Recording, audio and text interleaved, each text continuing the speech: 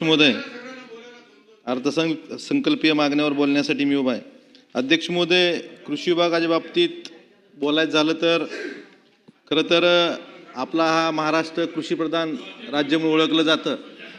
आपली ग्रामीण अर्थव्यवस्था पूर्ण शेतीवर अवलंबून आहे. पण जर जो शासनाने आर्थिक पाहणी अहवाल जाहीर केला आहे, यामध्ये आपला कृषीचा विकास दर 9%हून 3.4%वर आला आहे. अध्यक्ष महोदय, ही खरं तर महाराष्ट्रासाठी खूप दुर्दैवाची गोष्ट आहे.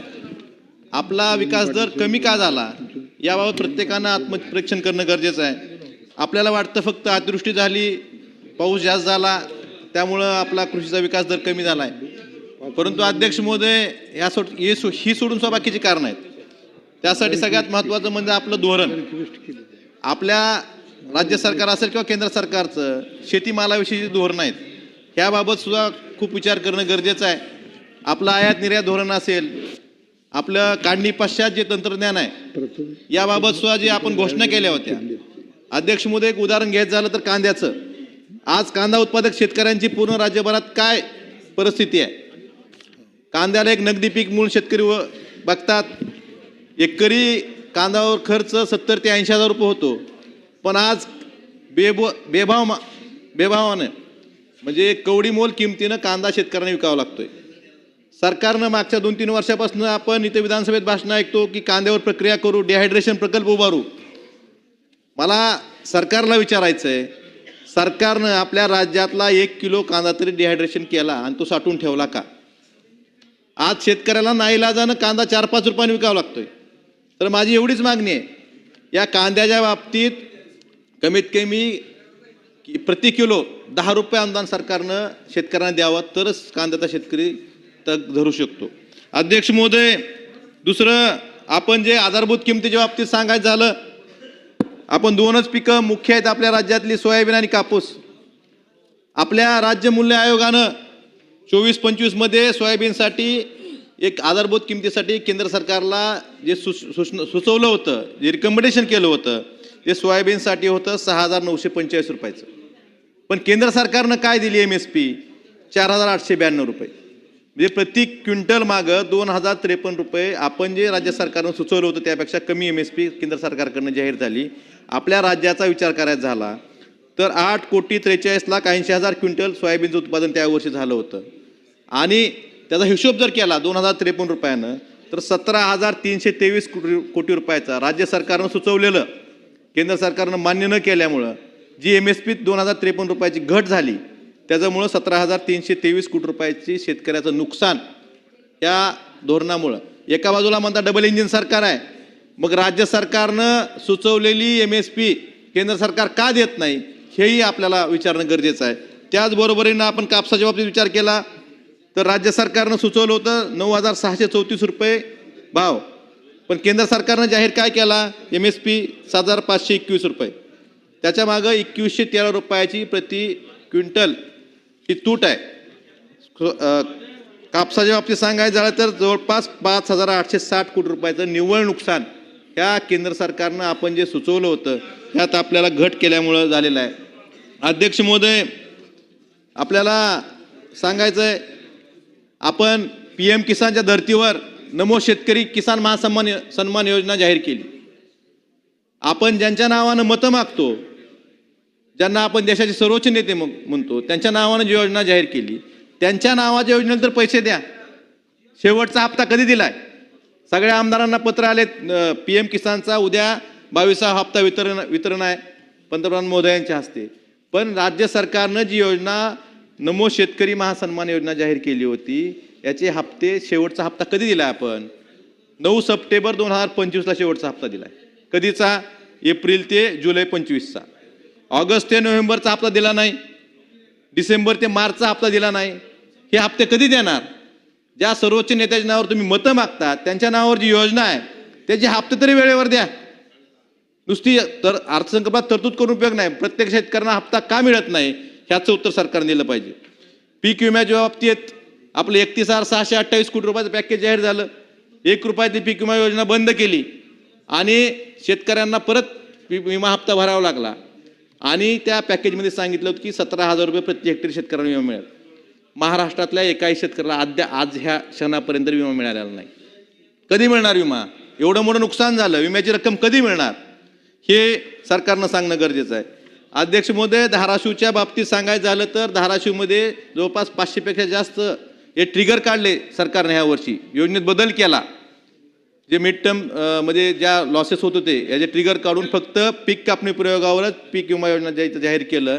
तर पीक कापणी प्रयोगातले 500 प्रयोग झाले होते, त्यातल्या 217 प्रयोगावर कंपनीचं ऑब्जेक्शन घेतलं.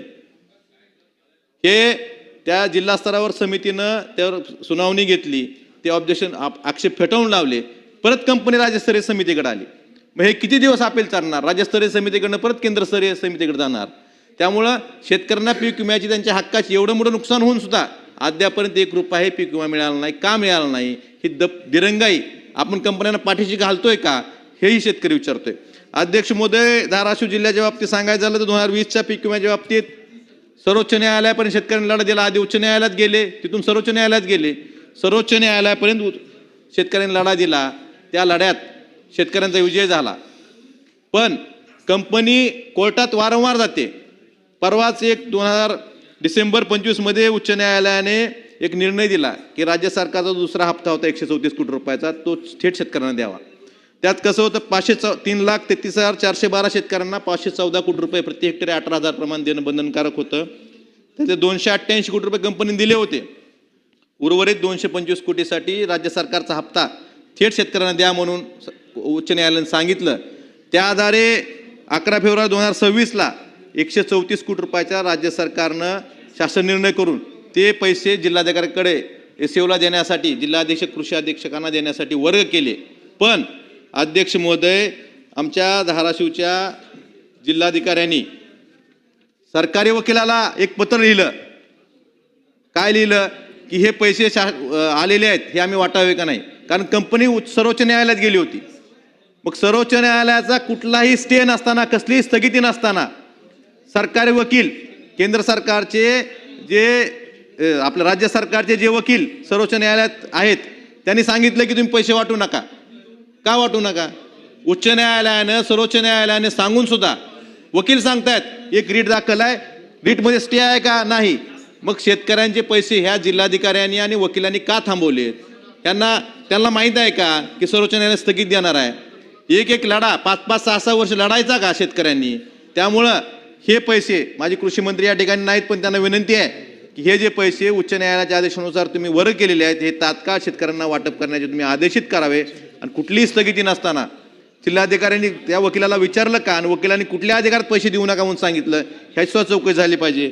अध्यक्ष महोदय, आपण कृषीच्या बाबतीत सांगायचं झालं की कृषी यांत्रिकीकरणच्या योजना, लॉटरी पद्धत काढली गेली. महाराष्ट्रातल्या जवळपास 36 लाख शेतकऱ्यांना लॉटरी पद्धतीनं त्यांना तुमचे कृषी यांत्रिकीकरण असेल किंवा ज्या वेगवेगळ्या 17 योजना आहेत, 36 लाख शेतकऱ्यांना सांगितलं गेलं की तुम्हाला तुमच्या ह्या घटकात निवड झाली. पण पूर्वसंमत्या किती लोकांना दिल्या? फक्त 4,29,000 शेतकऱ्यांना पूर्वसंमती दिलं. बाकीच्यांचं काय? आज पूर्वसंमती काढायला गेलं तर पूर्वसंमती मिळत नाही. का मिळत नाही ह्याचं उत्तर सरकारने देणं गरजेचं आहे. ट्रॅक्टर असेल, रोटावेटर असेल किंवा बाकीच्या ज्या अनुषंगिक गोष्टी आहेत ह्या असं मिळत नाहीत. पीक विमा योजना 1 रुपयातली बंद केली. त्यावेळेस सांगितलं की दरवर्षी 5,000 कोटी रुपयाची बचत होती आपली. आपण हे 5,000 कोटी रुपये कृषी समृद्धी योजनेला देऊ दरवर्षी. 25-26 मध्ये 1 रुपया दिला नाही. 26-27 मध्ये फक्त 2,000 कोटी रुपये तरतूद ठेवली. मग एका ठिकाणी पीक विमा योजनेचे बचत झालेले पैसे कृषी समृद्धीला द्यायचं तुम्ही घोषित करता, पण ते तुम्हाला तरतूद फक्त 2,000 कोटी रुपये होते. हे अत्यंत दुर्दैवाची गोष्ट आहे. अध्यक्ष महोदय, ठिबक सिंचन असेल, तुषार सिंचन असेल, शेवटचे पैसे डिसेंबर 2024 मध्ये दिलेत. 25 मध्ये जवळपास 900 ते 1,000 कोटी रुपये शेतकऱ्यांचे ठिबक सिंचन, तुषार सिंचन अद्यापपर्यंत शेतकऱ्यांनी बसून वर्ष, 1.5 वर्ष झालं शेतकऱ्यांना त्यांचे पैसे मिळत नाहीत. हे पैसे कधी मिळणार हेही सरकारनं सांगणं गरजेचं आहे. अध्यक्ष महोदय, आपण एआयच्या बाबतीत बोलतो, संपवतो. एआयच्या बाबतीत 500 कोटी रुपये तरतूद केली असं सांगतो, पण प्रत्यक्ष शेतकऱ्यांच्या शेतावर किती त्यातले खर्च केले सांगा. आपण एखादी कॉन्फरन्स घेतो, त्या कॉन्फरन्सवर कोट्यवधी रुपये खर्च करतो. त्या ठिकाणी परदेशातले तज्ज्ञ शेतकऱ्यांना मार्गदर्शन करण्यासाठी आणतो. ते इंग्रजीमधून बोलतात आणि आपलं जे ट्रान्सलेटर आहे ते सुद्धा बंद होतं. मग 7-7, 8-8 कोटी रुपये तुम्ही एखादा कॉन्फरन्सवर खर्च करता, त्यापेक्षा प्रत्यक्ष शेतकऱ्यांच्या शेतावर जाऊन किती खर्च केले आणि शेतकऱ्यांचं उत्पन्न त्यातून किती वाढलं हेही तपासणं गरजेचं आहे.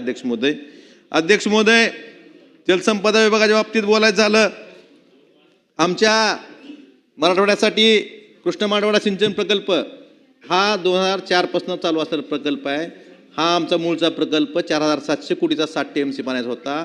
तो वेळेत निधी न मिळाल्यामुळं, वेळेत त्याला काम न झाल्यामुळं तो 12,000 12,500 कोटीवर गेला. मागच्या 25-26 मध्ये याला 600 कोटी रुपये तरतूद होती. परंतु दरवर्षी आपण कट असतो आपला, म्हणजे अर्थसंकल्पात फुगवायचा आणि 30% कट लावायचा. 600 कोटीपैकी 370 कोटी रुपये त्या कामाला मिळाले. ह्या वर्षी तरतूद वाढली पाहिजे होती. डिपार्टमेंटकडनं मागणी होती की कमीत कमी 1000 कोटी रुपये तरतूद झाली पाहिजे होती. परंतु ह्या वर्षी तरतूद 25-26 पेक्षा कमी होऊन 26-27 मध्ये याला तरतूद फक्त 500 कोटी रुपये झाली. हे प्रकल्प कधी पूर्ण होणार का? हे प्रकल्प म्हणजे क्लॉज 38 सुधीर भाऊ, क्लॉज 38 अँड प्राइस एक्सलेशन, तोच कॉन्ट्रॅक्टर 4700 कोटीचा प्रकल्प 12,000 कोटीवर गेला. त्याचं कौतुक आपल्याला. पण प्रकल्पाला वेळेत पैसे दिले तर ते पूर्ण होतील, शेतकऱ्यांना पाणी मिळेल याकडे कोण बघत नाही. त्याच कॉन्ट्रॅक्टरला वर्षानुवर्ष चरण्यासाठी कुरण म्हणून हे सिंचन प्रकल्प झालेले आहेत. त्यामुळं ज्या वर्षी जेवढी मागणी आहे तेवढे पैसे देऊन वेळेत काम पूर्ण करून त्या शेतकऱ्यांना पाणी कसं मिळेल यासाठी तरतूद केली पाहिजे. अध्यक्ष महोदय, उर्वरित 16 TMC साठी कुणीच काय बोलत नाही. 23 TMC पैकी 7 TMCचंच काम चालू आहे. 16 TMCचं बाकीचं काय ह्याबाबत शासन सांगायला तयार नाही. अध्यक्ष महोदय, माझ्या मतदारसंघातील दुधाळवाडी साठवण तलाव ते आंबेवळ साठवण तलावापर्यंतचा जो टप्पा क्रमांक 1 मधला आहे, ह्याचा समावेश कामाचा प्राधान्यक्रमात समावेश करून त्या कामाला सुरुवात करावी ही मागणी करतोय. अध्यक्ष महोदय, राज्य सरकारनं घोषणा केली की कोल्हापुरी पद्धतीच्या बंधाऱ्याचं आम्ही बॅरेजेसमध्ये रूपांतर करू.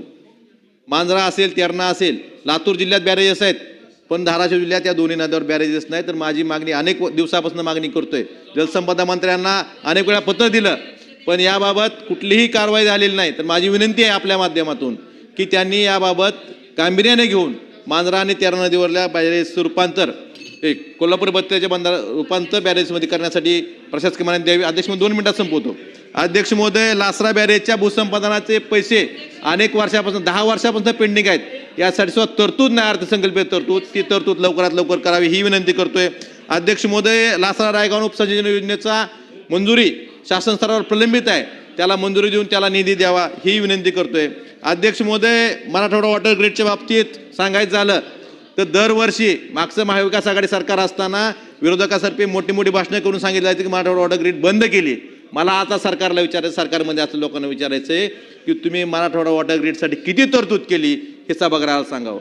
उद्धवजी ठाकरे साहेब मुख्यमंत्री असताना नेहमी म्हणायचे हे लोक विरोधात, त्यावेळेस विरोधी पक्षात होते, त्यांनी मराठवाडा वॉटर ग्रीड बंद केली. मग आता किती तरतूद केली? माझ्या माहितीप्रमाणे फक्त 5 कोटी रुपये तरतूद आहे. मग मराठवाडा वॉटर ग्रीडचं फक्त तुमच्या भाषणापुरतं